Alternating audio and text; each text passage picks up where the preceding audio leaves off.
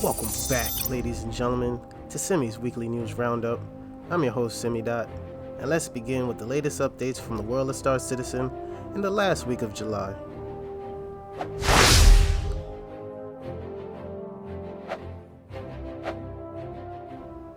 Starting off with this week in Star Citizen, Tuesday included the Galacticopedia update. In the roadmap update released on Wednesday, several additions have been made to the progress tracker. First up, players can now take on a new criminal mission called Steal Evidence, where they must infiltrate Security Post Korea and steal files from Crusader's security for a handsome reward. Next, with the introduction of Freight Elevators feature, players can now engage in cargo hauling missions, earning both Alpha UEC and reputation by hauling large quantities of cargo. Moreover, players can now partake in steal recovery cargo missions, recovering or stealing cargo from abandoned or active ships and delivering it to destinations. There's also restoration contracts, which will be also available for players to restore ships using multi-tools and their salvage attachments. So these new missions sound pretty cool. I don't think they're coming in 320, but they will be nice when we finally do get them. The reputation system is also getting a significant enhancement as well. Players can now receive discounts at certain shops based on their reputation with affiliated organizations. Additionally, players' reputation will impact encounters with AI now, making them either friendly or hostile. Different friendly thresholds and different defense responses will also be affected by reputation levels. A new sandbox trigger feature allows players' reputation to change based on their actions in the persistent universe, affecting missions availability and particular organizations' availability. Moving on to the release view, 2 new cards have been added targeting Alpha 3.20's release.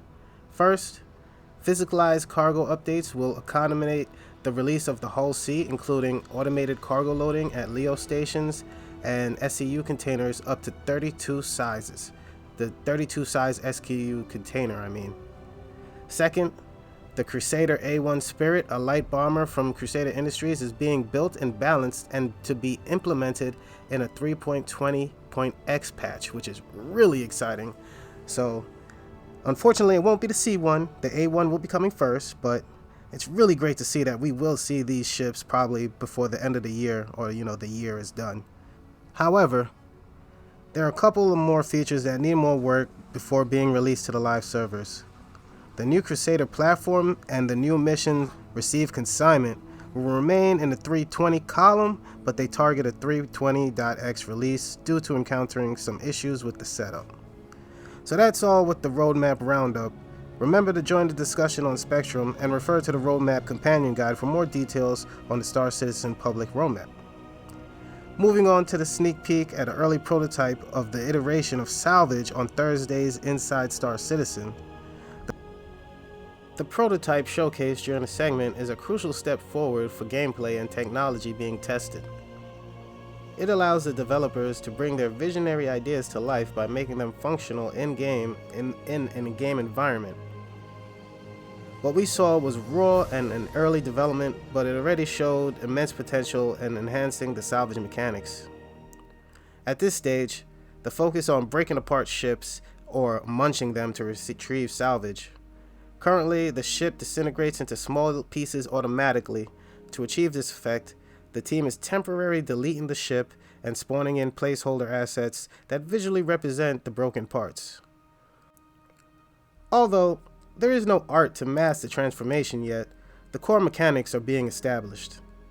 Testing of the prototype started on the local PC, but they just pushed the limits, and they also stressed the server by loading numerous landing zones, creating a more realistic live environment. The developers believe testing prototypes under the worst conditions to identify potential issues and to iterate on improvements. One of the key concerns of the team is to make the munching gameplay interesting without becoming tedious.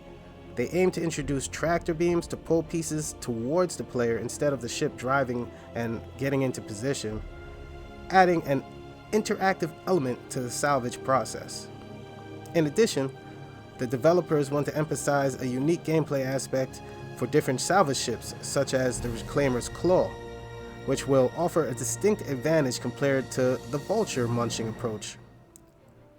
Furthermore, the team is working on finding the right balance in terms of gameplay durations for small and large ships. They want to ensure that the munching of large ships isn't an extremely time-consuming process, making it more enjoyable for players and preventing potential frustrations. With the new mechanic and technology being tested in this early prototype, hull munching is set to become an immersive and rewarding aspect of Star Citizen gameplay, and I'm really excited to see this move towards the process of becoming a prototype and into something more solid in our hands. I can't wait to get that Reclaimer's Claw munching, man. Hopefully this comes sometime mid next year, but I doubt it. Moving on. There wasn't a Star Citizen Live on Friday, but they said to look out for your RSI newsletter in your inbox. Lastly, don't miss out on the final week of the Foundational Festival 2953. Your chance to earn the exclusive rewards are ending on Tuesday, so visit the Foundational Festival Hub to participate before it ends on July 31st. Now, for our segment this evening, we'll be diving into the lore of the Xi'an race, so sit back and enjoy. The history of the Xi'an race. The Xi'an Empire, also known as South Xi'an, is a long-standing polity that has ruled over known Xi'an space for more than 20,000 years. Despite having a tradition of spacefaring much older than humanity's, the Xi'an are not inherently aggressive or expansionist. Their history, however, has been marked by periods of civil war and power struggles. Over the last 500 years, the Xi'an have adopted subtlety and manipulation as their preferred methods of conflict resolution. The Xi'an homeworld was once a lush, tropical world with a hot and humid environment. Early Xi'an society lived in nomadic groups until they developed agriculture, domesticated animals, and built fortified settlements at an unknown date. The discovery of fermentation was a significant milestone in Xi'an history, as it allowed them to stockpile fermented food in vessels called Tixayatui.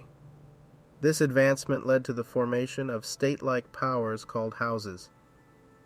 The Great Divide was a chaotic era characterized by rampant conflict between four powerful Xi'an houses: Rua, Huai, Qi, and Kielo.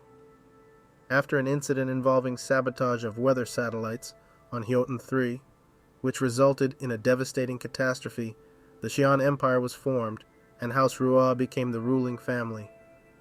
Following the Great Divide, the first imperial dynasty of the Xi'an Empire was founded, ruled by Emperor Rua. During this period, the Xi'an religion Litova was codified into common law, and the Xi'an began to explore and terraform worlds beyond Hyoton. The First Imperial Age came to an end when House Gyosho rose to power in 878 BCE. The Kwaido House was later eradicated during the Spirit Wars in 1225 CE, leading to a period known as the Dark, until 1457 CE, where chaos reigned in the Xi'an Empire. The Third Imperial Age began in 1457 CE, with House Keari taking the throne, led by Emperor UEC Create. Under her rule, the Xi'an Empire saw changes in their territorial expansion and policies towards the Kiratak. The Cold War between the UE and the Xi'an Empire began in 2530, when the Xi'an Empire confronted the Gaia Planet Services during an unauthorized terraforming attempt. The tension lasted for 259 years, with both sides engaging in covert operations, sabotage, and espionage. In 2789, a peace accord was negotiated between the two civilizations. The present relations between the Xi'an and UEE have warmed over the centuries, but a guarded approach still persists. The Xi'an Empire operates under an absolute hereditary monarchy, with the emperor as the nominal ruler, while power is effectively divided among the great houses known as Yiwa. Commerce in the Xi'an Empire is dominated by Xi'an companies granted monopolistic rights by the great houses. All Xi'an undergo a 30-year period of service to the empire, either in the military or bureaucracy, starting at the age of 40. The Xi'an society has complex rules governing criminality, with criminal houses having permission for certain activities in return for contributing to the system. The official language of the Xi'an Empire is Xi'an, and their belief system centers around Litova, a moral and spiritual belief system that guides their view of the universe. Xi'an culture is known for diplomacy and patience, though their long lifespan allows them to think in decades rather than years. Their social interactions are characterized by initial formality, gradually opening up to a more personal level with familiarity. Despite the occasional tensions and conflicts, the Xi'an Empire and the UEE have made efforts to establish diplomatic relations and improve trade. The Xi'an Empire's rich history and complex political system continue to shape its interactions with other civilizations, making them a fascinating and enigmatic race. Well, that's all I have for you on this week's News Roundup. If you found this video informative and entertaining, don't forget to smash that like button and share it with your fellow Star citizens. And if you haven't already, make sure to subscribe and join the Discord community. In the month of July, we have a giveaway for a 100i starter package, shipping game. Simply subscribe and leave a comment on any video this month to participate. Well, thanks for listening. I'll catch you on the next one. Y'all already know what to do, and I'll see you in the verse. Peace.